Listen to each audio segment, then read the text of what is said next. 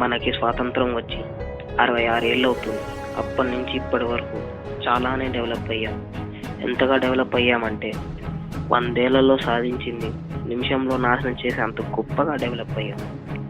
అంతెందుకు, విలియం సునీత చంద్రమండలానికి వెళ్ళొస్తే మన ఆడపిల్లలని పక్కనున్న షాప్కి పంపించడానికి భయపడుతున్నాం. ఒక అమ్మాయికి స్వాతంత్రం రాలేదు అంటే తనకు రానట్టు కాదు, మనం ఇవ్వనట్టు. మదర్ తెరెసా, ఝాన్సీ లక్ష్మీబాయి, కిరణ్ బేడి ఇలా చెప్పుకుంటూ పోతే ఎంతో మంది పుట్టిన దేశం, ఆడవాళ్ళను దేవతలుగా పూజించే దేశం. అదే ఆడవాళ్ళపై అత్యాచారం, లైంగిక వేధింపులు, హరాస్మెంట్లు 2వ స్థానంలో ఉన్న దేశం మన భారతదేశం. ప్రభుత్వం తేవాల్సింది చట్టాల్లో, శిక్షలో మార్పు కాదు, సమాజంలో మార్పు తేవాలి. ఆలోచించే పద్ధతులు మార్పు తేవాలి.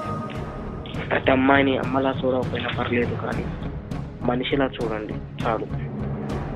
ప్రతి ఒక్కరి జీవితం పుస్తకం లాంటిది.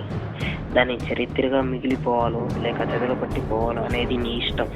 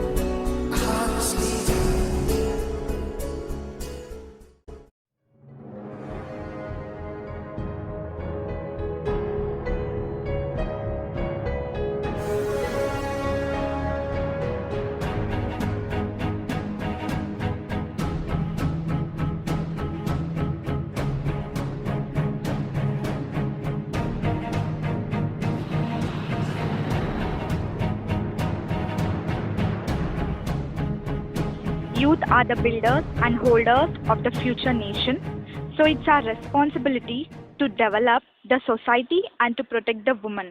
Jai Youngistan, Jai Hindustan.